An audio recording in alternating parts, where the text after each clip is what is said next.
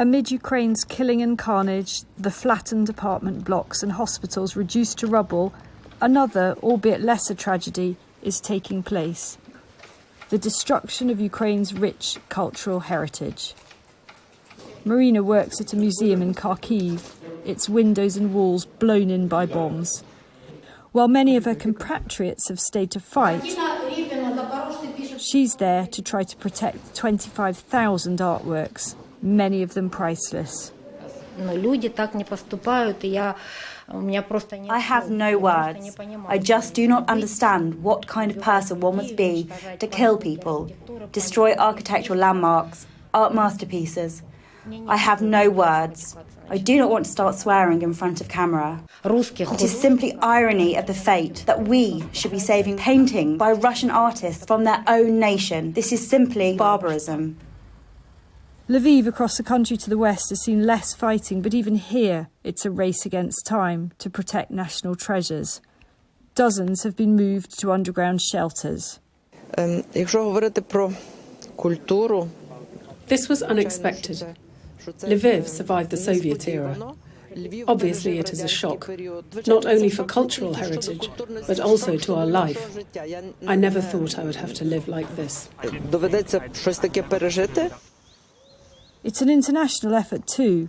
I travelled to the beautiful town of Przemyśl just across the border in Poland, where NGOs are scrambling to help.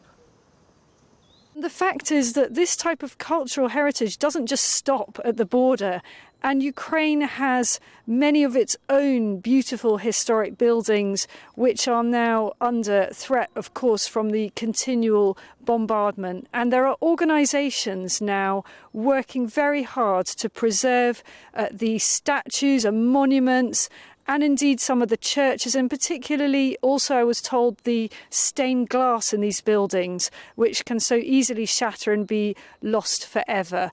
And we talked to one of these organisations about the work that they are doing to try to preserve some of the most precious buildings in Ukraine.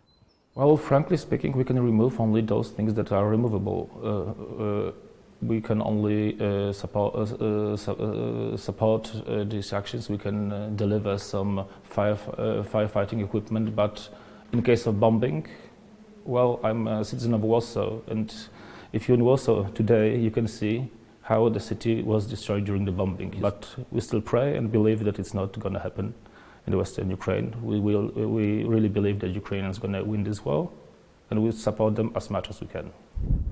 It's an admirable goal, but an uphill struggle. In Odessa, in Ukraine's south, desperate measures to protect a statue of the city's founder.